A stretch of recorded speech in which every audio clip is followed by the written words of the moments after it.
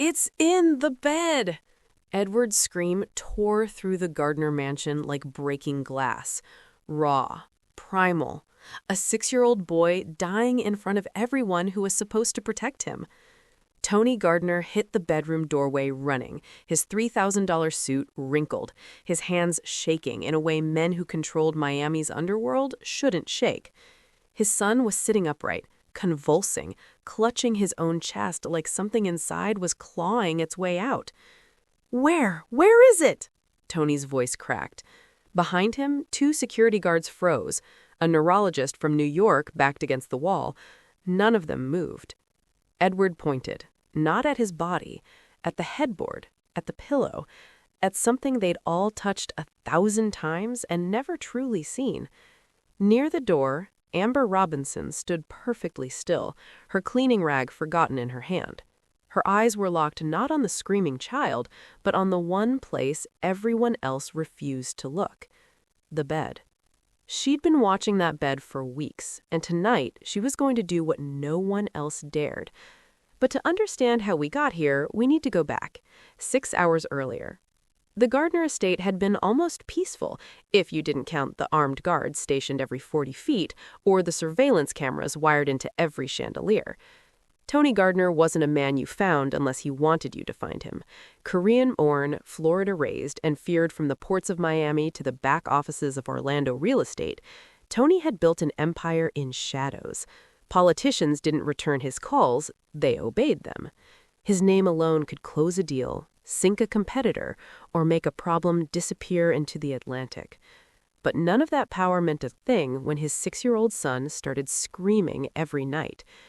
Edward's pain had no name, no cause, no cure. It started 3 months ago with a whimper, a small complaint about his side hurting. Tony thought it was nothing. Kids get stomach aches.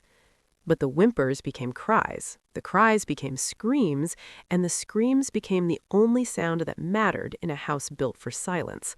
Specialists came from Tampa, Jacksonville, New York. They ran tests Tony couldn't pronounce and presented results that all said the same useless thing. Physically, there's nothing wrong with him. Dr. Patricia Mendez spent 4 hours examining Edward, took blood, checked reflexes. Her conclusion? Psychosomatic. He needs therapy and not medicine. Tony paid her $8,000 for that answer. Dr. Raymond Cole, a neurologist from Johns Hopkins, ordered an MRI, a CT scan, and EEG. He studied the images for 2 days. His conclusion? Brain activity normal, neural pathways clear. There's nothing physically wrong with this child. Tony wanted to break his fingers. One child psychologist even suggested Edward was unconsciously reacting to Tony's high-stress lifestyle. Tony had him escorted out before he finished the sentence. But the truth was worse than any diagnosis. His son was wasting away, growing thinner and paler by the day. And Tony, who'd stared down federal prosecutors without flinching, was completely helpless. The only person in the house who wasn't panicking was Amber Robinson. Amber had been cleaning the Gardner estate's night shift for 8 months. She was 46 years old, black, originally from Tallahassee, and to everyone who mattered, she was invisible, the way rich people liked their help. But Amber had raised 2 sons and buried 1. She knew the sound of real pain. She knew the difference between a child seeking attention and a child being hurt. And she'd been paying attention to something no one else had noticed. Edward's screams always started the same way. After his head hit the pillow, after he rolled onto his side, after his small body pressed against the headboard. Amber started keeping notes in a small spiral notebook, not because anyone asked her to, but because something wasn't right. Monday, week 4, Edward screamed at 2:47 a.m., stopped when Mr. Gardner moved him to the chair. Wednesday, week 4, Edward wouldn't get back in bed. Security had to carry him. Screaming started within 5 minutes. By Friday, she'd identified the pattern. The pain only happened in bed. She also noticed something else. Edward flinched whenever anyone touched the headboard, like he knew, like some part of him remembered. It was 11 p.m. on a Thursday when Tony stood outside Edward's bedroom, listening to his son sob himself back to sleep, and said something that made Amber's blood run cold. If this keeps up, He won't survive another month." The words hung in the air like a death sentence. Amber stood in the hallway, cleaning supplies in her hand, and realized she couldn't stay silent anymore. She'd lost one son because she hadn't listened. She wouldn't lose another child to silence. That night, after the doctors left and Tony collapsed into his study, Edward's screaming started again. But this time, it was different. Worse. Edward wasn't just crying. He was convulsing, gasping for air, his small hands clawing at his chest like he was trying to dig something out. Tony burst into the room, followed by security, followed by the night nurse who looked terrified and useless. "Edward!" Tony grabbed his son's shoulders. "Baby, tell me where it hurts." Edward couldn't speak. He could only point, not at his body, at the bed, at the headboard, at the pillow he'd been lying on seconds before. And that's when Amber saw it. Something she'd been too cautious to act on before. Something that had been nagging her for weeks but seemed too impossible to believe. She stepped forward, past the security guards, past the nurse, and knelt beside the bed. "Mr. Gardner," she said quietly, her voice cutting through the chaos, "when's the last time you checked inside the headboard?" The room went silent. Tony stared at her like she'd spoken a language he'd forgotten existed. "What?" Amber's eyes didn't leave the polished wood frame. "The headboard, sir. When's the last time anyone opened it?" Tony blinked. "Opened it? It's solid wood." "No, sir," Amber said, standing. "It's not." She ran her fingers along the carved details, found the pressure points she'd discovered weeks before while dusting, and pressed. The panel clicked. Everyone froze. Amber pulled the panel open slowly, her hands trembling. And there, wrapped in black cloth and taped carefully to the wooden frame, was something that didn't belong in any child's bedroom. Something hidden, something deliberate, something that had been torturing Edward every single night for months. Amber pulled it free with shaking hands. A thin strip of rusted metal, studded with tiny needles, each one coated in dark residue. Tony stared at it. The security guard stared at it. And Edward, still gasping on the bed, pointed at it and whispered, "That's what hurts." Amber turned to Tony, the object trembling in her hands. "Mr. Gardner," she said, her voice barely steady, "someone put this here. Someone wanted Edward to suffer." Tony took the metal strip from her hands, his face draining of color as understanding dawned. This wasn't a medical mystery. This wasn't psychosomatic. This was attempted murder. And whoever did this had access to his home, had access to his son, had been doing this for months. Tony's hands curled into fists around the object, and when he spoke, his voice was cold as to freeze blood. "Lock down the house. No one leaves, no one enters." He turned to his head of security. "Pull every piece of footage from the last 3 months, every visitor, every Seffert, every second." He turned to Amber, and for the first time since she started working there, he truly saw her. "You just saved my son's life," he said quietly. Amber nodded, unable to speak. Tony looked down at the needles in his hand, at the weapon that had been hidden in plain sight, and made a promise to himself. Whoever did this would pay. Not with money, not with mercy, with everything. The first doctor arrived on a Tuesday. Dr. Patricia Mendez came with 23 years of experience and left with one conclusion. Psychosomatic. He needs therapy.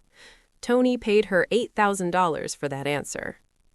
The second doctor flew in from Baltimore. MRI, CT scan, EEG. His conclusion? There's nothing physically wrong with this child. Tony wanted to break his fingers. By week 3, they'd seen 9 specialists, pain management experts, child psychologists. One suggested Edward was manifesting trauma related to maternal loss. That one didn't make it past the driveway. But the worst part wasn't the useless diagnoses. It was watching Edward disappear. He grew thinner, quieter. Dark circles appeared under his eyes. He stopped playing, stopped laughing, started flinching when touched. And every night, Every single night, the screams came back. Tony stood outside his son's bedroom at 3 a.m., listening to Edward sob himself back to sleep, and realized something terrifying. He was losing. For the first time in his life, Tony Gardner was losing. Meanwhile, Amber cleaned Edward's room every morning, moving quietly around trauma. She'd buried her own son at 19, a stray bullet meant for someone else. She knew what pain looked like. Edward's pain wasn't random, it was specific. She kept notes in her spiral notebook.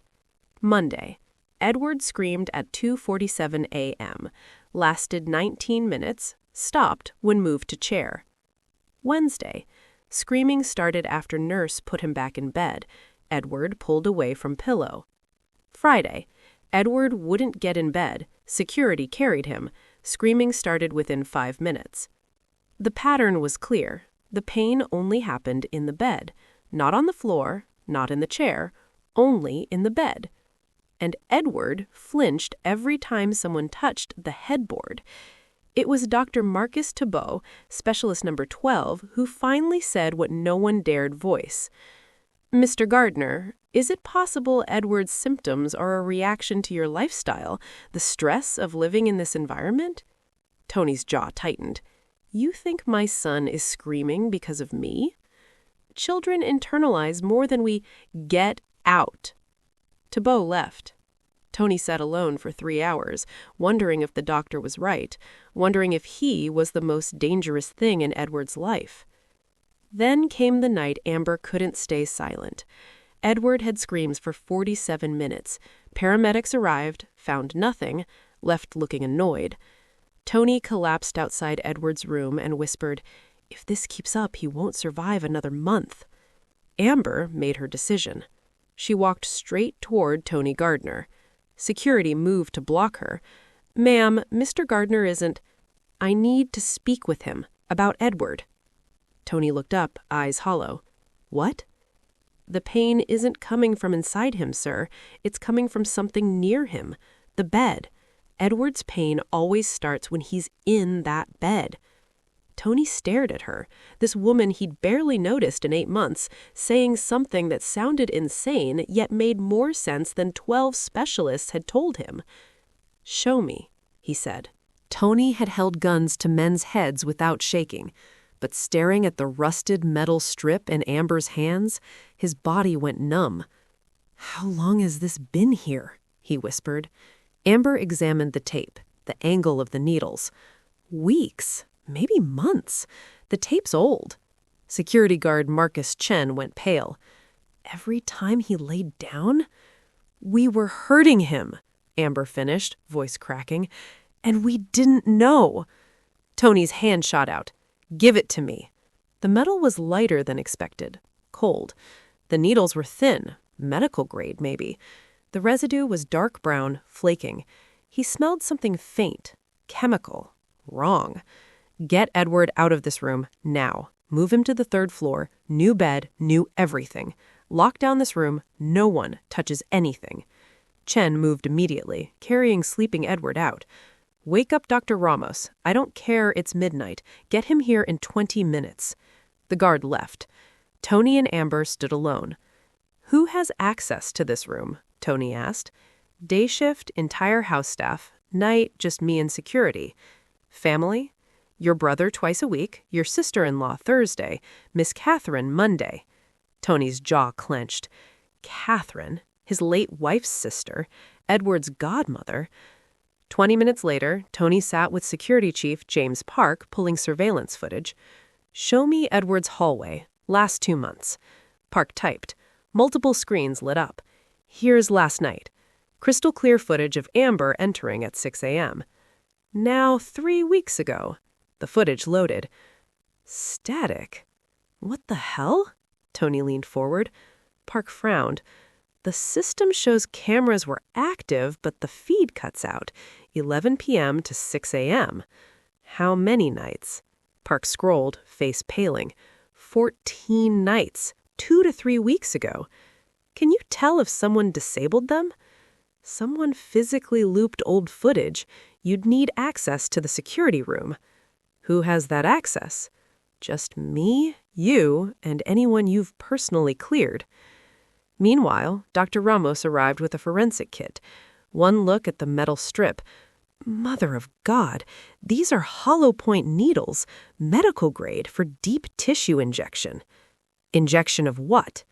Ramos scraped a sample. This coating isn't rust. That's chemical compound degradation. Something causes pain without killing immediately. Poison? Maybe. I'll run toxicology. How long? 6 hours if I call favors. You have 4. Ramos scanned the headboard with UV light. His light stopped. Mr. Gardner, look. Fingerprints, glove marks, and a hair caught in tape. Can you get DNA? If it has a root follicle, I'll process tonight.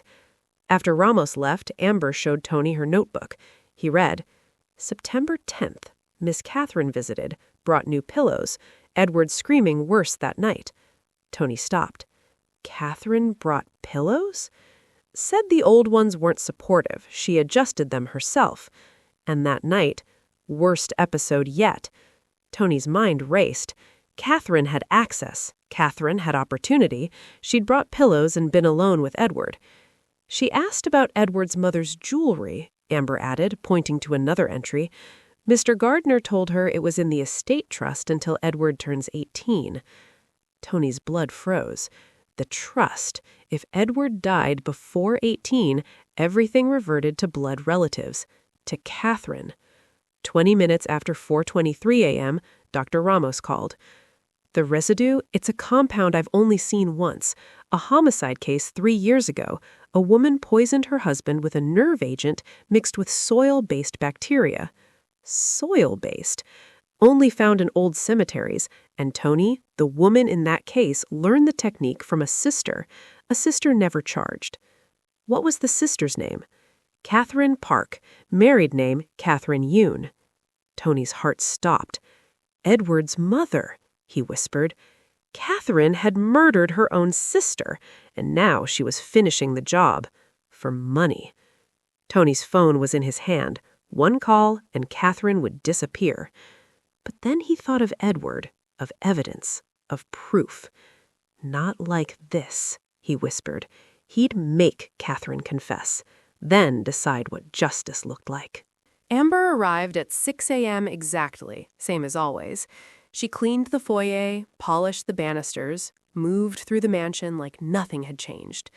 But her hands trembled slightly as she dusted the hallway leading to Edward's old room, now sealed behind yellow security tape.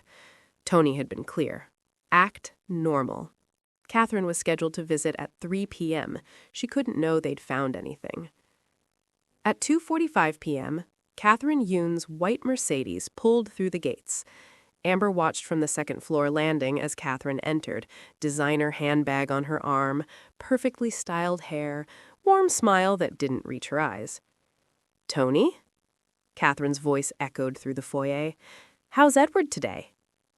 Tony descended the stairs slowly. Better. Finally sleeping through the night. Catherine's smile flickered, just for a second. Oh? Did the new specialist find something? You could say that. Catherine's eyes narrowed. What do you mean? We moved him to a different room. Thought maybe a change of environment would help. Different room? Catherine's voice went tight. Why wasn't I told? It was a last-minute decision. Tony gestured toward his study. Come, let's talk. Amber watched him disappear behind the heavy oak door. Inside the study, security cameras rolled. Audio recorders captured everything. Tony had positioned himself between Catherine and Yexit. You seem upset about the room change. I'm not upset. I'm concerned. Edward needs consistency, routine. Moving him without consulting me. You're not his mother. The words hung like a blade. Catherine's face hardened. No, but I'm the closest thing he has, after my sister died. Tell me about that. Tony leaned back in his chair. Your sister's death. What? Blinked Catherine. Tony, this isn't the time. Humor me. She got sick so suddenly. The doctors never could explain it. Catherine's hands gripped her handbag tighter. It was a mystery. Some kind of infection. They said, They said a lot of things, none of them true. Catherine stood abruptly. I don't appreciate your tone. I came here to see Edward, not to be interrogated about my dead sister. Sit down. Something in Tony's voice made her freeze. I said, sit down, Catherine. She sat. Tony opened his desk drawer and pulled out a sealed evidence bag. Inside, the metal strip, the needles, the dried residue. Catherine's face went white. We found this, Tony said quietly, inside Edward's headboard, the headboard you adjusted with the pillows you brought, the pillows that made his screaming worse. I don't know what that is. Yes, you do. Tony's voice was ice. Because you put it there. Catherine's hands started shaking. You're insane. I would never. The residue on these needles matches soil from a very specific location, a cemetery, the same cemetery where my wife is buried. Catherine stopped breathing. The same compound, Tony continued, used to kill her 3 years ago, the compound you taught someone how to make. That's impossible. You can't prove. Tony pulled out another evidence bag. The hair. DNA match. Your hair, found on the tape holding these needles in place. Catherine's mouth opened, closed, opened again. Why? Tony's voice finally cracked. Your sister. Edward is your nephew. Why? Catherine's face twisted into something ugly, something true.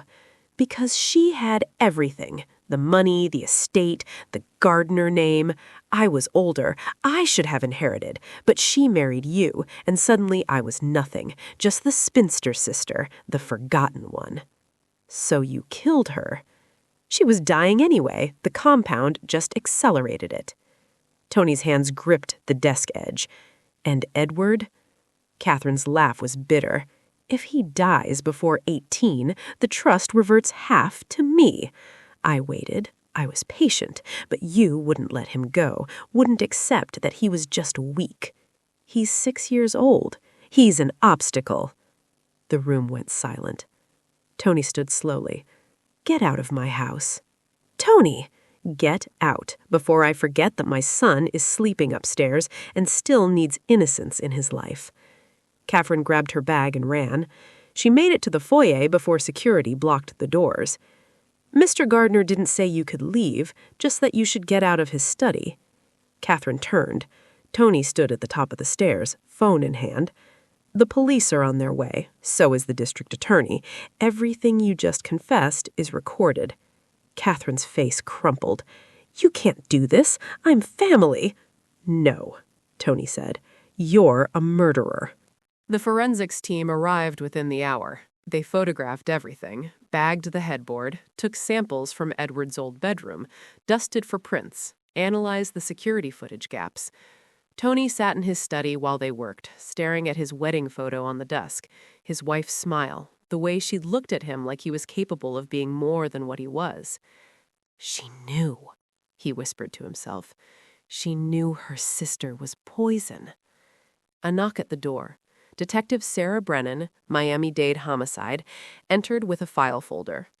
Mr. Gardner, we need to discuss your wife's death. Tony looked up. What about it? We're reopening the case. Based on what we found today, there's enough evidence to suggest Catherine Yoon systematically poisoned her sister over a 6-month period. 6 months? Brennan nodded. The compound breaks down slowly, causes gradual organ failure. By the time symptoms appear, it's too late for treatment. Your wife's medical records show everything consistent with slow poisoning. Tony's hands clenched. Why didn't anyone see it? Because it mimics natural illness and because no one was looking for murder. Your wife was young, healthy. These things happen, or so everyone thought. But Catherine knew exactly what she was doing. Yes. Brennan pulled out another document. We also found financial records. Catherine has been in significant debt for years. Credit cards maxed, loans defaulting. She was desperate. So she killed her sister for money she hadn't even inherited yet. And when that didn't pay off fast enough, because of the trust conditions, she went after Edward. Tony stood and walked to the window overlooking the estate grounds. How long would it have taken if we hadn't found the needles? Based on the compound concentration and Edward's age, 3 more weeks, maybe 4. Tony closed his eyes. She was going to watch him die, slowly, painfully. Mr. Gardner, there's something else. Brennan hesitated. We found evidence Catherine disabled the security cameras herself. She had access codes. Your head of security, James Park, is her cousin, Tony finished bitterly. I forgot. He gave her the codes when she asked, said she wanted to check on Edward without disturbing him. Park's being questioned. He claims he didn't know what she was planning. He didn't. James is loyal, just stupid. Brennan made notes. We'll need to interview everyone who had access to Edward's room, including the night maid, Amber Robinson. Amber saved my son's life. I understand, but we still need her statement. 2 hours later, Amber sat across from Detective Brennan in the estate's library, her notebook open between them. Ms. Robinson, walk me through what you observed. Amber explained everything, the pattern, the timing, Edward's flinching, the headboard panel. Why didn't you report your suspicions earlier? Amber's voice was quiet. Because I'm a maid, detective. Who was going to listen to me? Mr. Gardner had 12 specialists examining Edward. What was I going to say? Excuse me, but have you checked inside the furniture? Brennan softened. You're right. That was unfair. Your documentation is actually the strongest evidence we have for premeditation. This notebook proves the pattern existed for weeks. Will it be enough to convict her? Combined with the DNA, the recording, the forensics? Yes, Catherine Yoon will spend the rest of her life in prison. Amber nodded slowly. Good. After Brennan left, Amber found Tony in Edward's new bedroom, watching his son sleep peacefully for the first time in months. Mr. Gardner? Tony didn't turn around. She used to read him stories. Every Sunday night, Catherine would come over, bring cookies, sit with Edward for hours. His voice broke. He loved her. I'm sorry. How do I tell him? How do I explain that the aunt who brought him presents tried to kill him? Amber stepped closer. You tell him the truth when he's ready, when he's stronger, but not tonight. When? When he asks why Aunt Catherine doesn't visit anymore, when he's old enough to understand that sometimes the people we love are capable of terrible things. Tony finally looked at her. You knew. Before anyone, you knew something was wrong. I paid attention, that's all. No, Tony shook his head. You cared when no one else did. 3 days after Catherine's arrest, Edward woke up asking questions. Where's Aunt Catherine? Tony sat on the edge of Edward's bed, the new bed, in the new room, with nothing hidden inside it. She had to go away for a while. When is she coming back? I don't know, buddy. Edward's small face scrunched up. Did I do something wrong? Is she mad at me? Tony's heart shattered. No, Edward, you didn't do anything wrong. Then why did she leave? Tony looked helplessly at Amber, who stood in the doorway with fresh linens. Amber moved into the room and knelt beside Edward. Sometimes grown-ups make bad choices, and when they do, they have to face consequences. Like when you break a rule and lose screen time, remember? Edward nodded. Aunt Catherine broke a very serious rule, so she can't visit anymore. What rule? She hurt someone. Amber's voice was gentle. Someone she was supposed to protect. Edward's eyes widened. Did she hurt Daddy? No, baby. She hurt you. Edward's face went through several emotions. Confusion, disbelief, then something that looked like recognition. The bed, he whispered. Tony froze. What? I told her the bed hurt. She said I was being silly, but she knew, and she didn't stop it. Amber and Tony exchanged looks. Edward, Amber said carefully, did you ever see Aunt Catherine touch your bedhead, touch your pillow? Edward nodded slowly. She always fixed them, said they weren't right. She'd move them and then, his voice dropped, and then it would hurt more that night. Tony's hands clenched into fists. "Why did she do it?" Edward asked, tears forming. "Didn't she love me?" "I don't know, buddy." Tony pulled Edward into his arms. "I don't know." Later that afternoon, Detective Brennan returned with an update. Catherine's lawyer is pushing for a plea deal. Tony's expression darkened. No deals. "Mr. Gardner, if this goes to trial, then it goes to trial.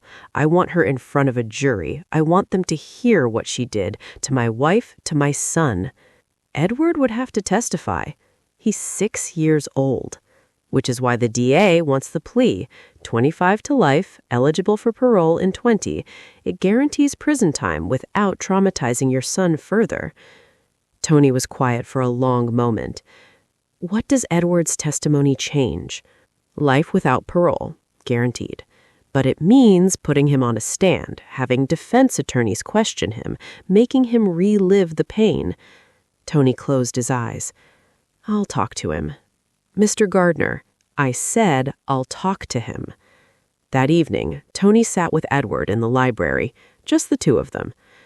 "The police want to ask you some questions about Aunt Catherine, about what happened. Is that okay?" Edward looked scared. "Will she be there?" "No, she won't be allowed near you." "What do I have to say?" "Just the truth. What you remember, what hurt, what Aunt Catherine did." Edward was quiet, picking at his sleeve. "If I don't tell them, does she come back?" "No, either way, she's not coming back." "Then why do they need me to talk?" Tony struggled for the right words. "Because what she did was really, really bad, and the more people understand how bad it was, the longer she stays away." Edward thought about this. Finally, "Okay, I'll tell them." "Are you sure?" "Miss Amber says the truth is important, even when it's scary." Tony smiled sadly. "Miss Amber is a smart woman." The trial lasted 3 weeks. The prosecution presented everything: the metal strip, the DNA evidence, the security footage gaps, the financial records showing Catherine's desperation, the toxicology reports proving the same compound killed both Edward's mother and was being used on Edward. Amber testified about her observations, her notebook entries providing a timeline that painted Catherine's methodical cruelty. Security footage showed Catherine entering Edward's room 17 times over 3 months, always asking to be alone with him, always staying exactly long enough to adjust his bedding, always leaving with a satisfied smile. Dr. Ramos explained the compound's effects in devastating detail: how each needle prick would feel like fire, how the bacteria would cause inflammation, nerve pain, muscle spasms, how it was designed to torture without leaving obvious marks. And then Edward took the stand. The courtroom went silent as the small 6-year-old, wearing a button-up shirt Tony had helped him pick out, climbed into the witness chair. A booster seat had been placed so he could see over the stand. The prosecutor approached gently. "Edward, do you know why you're here today?" "To tell the truth about Aunt Catherine." "That's right. Can you tell us what you remember about the nights you were in pain?" Edward's voice was small but steady. "It hurt really bad, like something was stabbing me. I'd try to move away, but it kept hurting." "Did you tell anyone?" "I told Daddy. I told the doctors. I told Aunt Catherine." "What did Aunt Catherine say?" "She said I was being brave, that it would go away soon." Edward's eyes filled with tears. "But it didn't go away. It got worse." "Edward, did you ever see Aunt Catherine touch your bed?" "She always fixed my pillows, said they weren't fluffy enough. She'd push them back and make my bed really tight." His voice dropped to a whisper. "And then, that night, it would hurt the most." "Did you tell her it hurt worse after she fixed your bed?" Edward nodded. "Once, I said, 'Aunt Catherine, please don't fix the pillows anymore.' And she laughed and said I was being silly." The prosecutor paused, letting the jury absorb this. "Edward, one more question. When you were hurting at night, "What did you wish for more than anything?" Edward's answer was devastating in its simplicity. "I wished someone would believe me." Several jurors wiped their eyes. Catherine's defense attorney tried to cross-examine, suggest Edward was confused, that he was being coached, but Edward's answers remained consistent, clear, heartbreaking.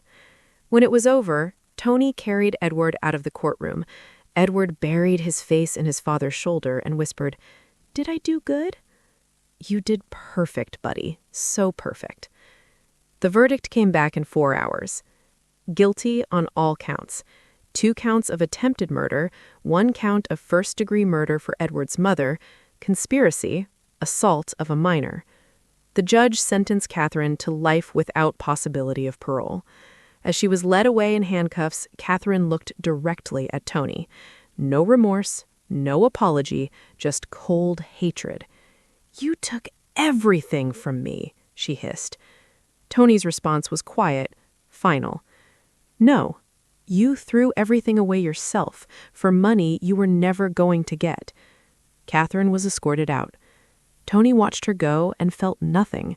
No satisfaction, no relief, just exhaustion. Outside the courthouse, Amber waited with Edward. When Tony emerged, Edward ran to him. "Is it over?" "It's over." "Do I have to be scared anymore?" Tony knelt down, eye level with his son.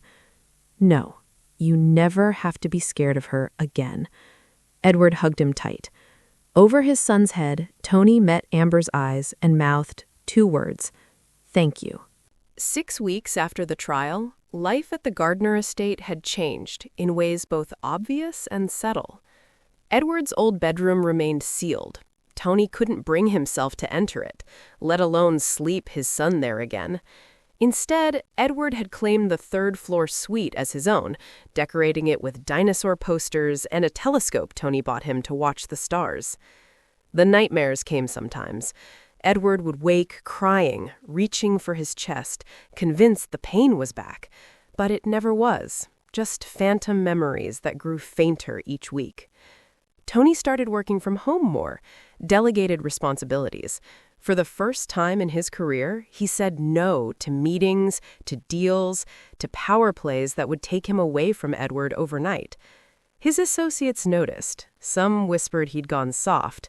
Let one of them say it to his face, and they learned otherwise. But the whispers were right in one respect. Tony Gardner had changed. He was a father first now. Everything else came second. One evening, Tony found Edward in the library, reading a book Amber had recommended, something about a boy wizard and magic. "Hey, buddy, how's the book?" "Good. Miss Amber says there's 6 more after this one." Tony smiled. "She's got you set up for a while, then." Edward set the book down. "Daddy, can I ask you something?" "Always." "Are you mad at me?" Tony's heart stopped. "What?" "Edward, why would I be mad at you?" "Because of Aunt Catherine. Because I didn't tell you sooner that she was the one making things worse." Tony crossed the room in 3 strides and pulled Edward into his arms. "Listen to me. None of this, none of it was your fault. You were 6 years old. You told every adult around you that something was wrong, and we didn't listen. But I knew she touched the bed. And you told us the bed hurt. We should have listened. I should have listened." Tony pulled back to look Edward in the eyes. "You were brave. You survived something that would have broken grown men, and I am so, so proud of you." Edward's eyes filled with tears. "Really?" "Really." They sat together for a long moment, Edward leaning against Tony's chest, listening to his heartbeat. "I miss Mommy," Edward whispered. "Me too, buddy." "Do you think she would be mad that Aunt Catherine did those bad things?" Tony thought carefully. "I think your mom would be heartbroken, but I also think she'd be proud of how strong you are, how you didn't give up." "Miss Amber says Mommy is watching over me." "Miss Amber is probably right." Edward was quiet. Then, "Daddy, can Miss Amber stay with us? Forever?" Tony blinked, surprised. What do you mean? She makes me feel safe, like how Mommy used to. I don't want her to just be the cleaning lady anymore. I want her to be part of our family. Tony's throat tightened. I'll talk to her. The next morning, Tony found Amber in the kitchen preparing Edward's breakfast. We need to discuss your employment. Amber turned, concerned. Sir? You're fired. Her face went pale. Mr. Gardner, if this is about the trial, I only testified. From cleaning, you're fired. Amber blinked, confused.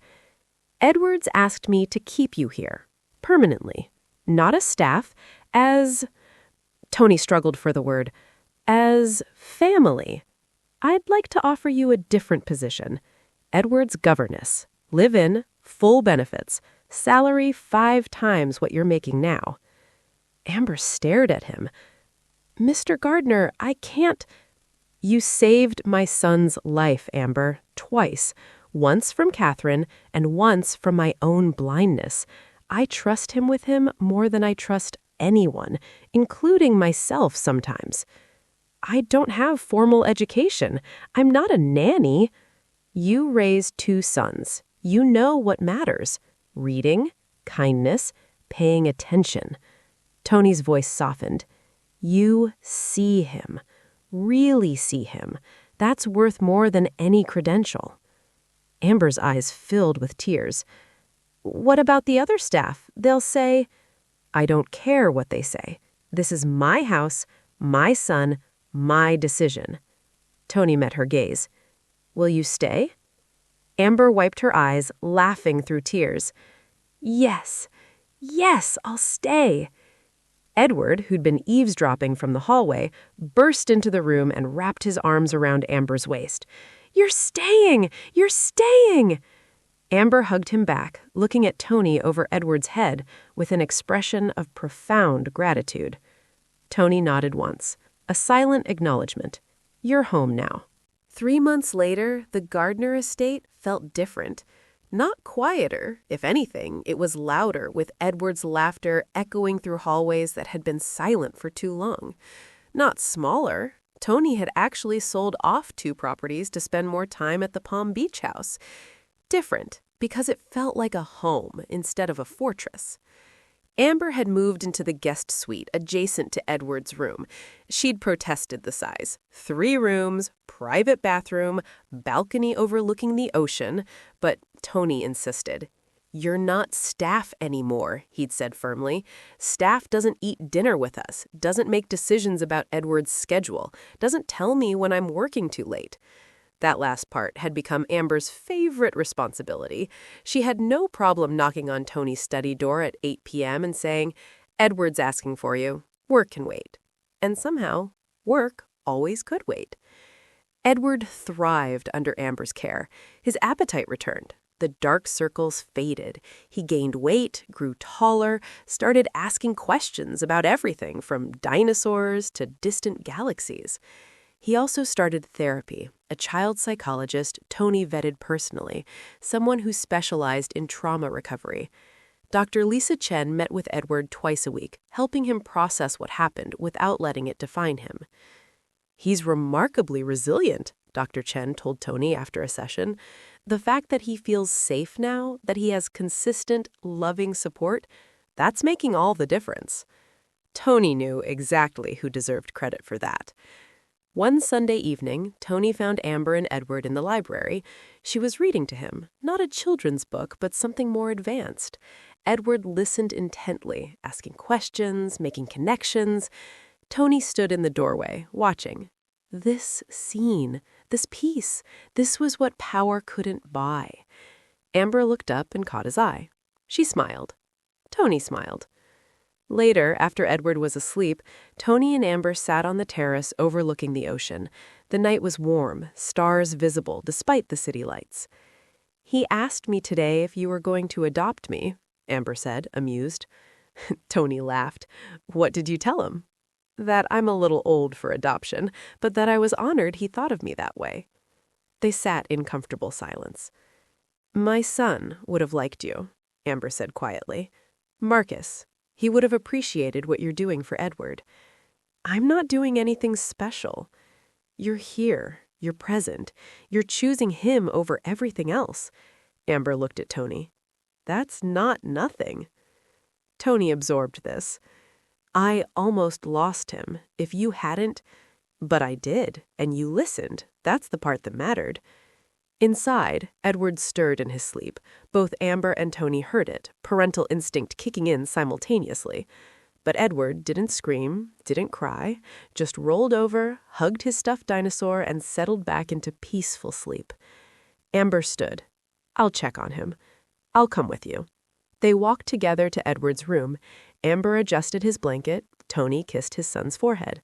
Edward smiled in his sleep. You know what the difference is? Tony whispered.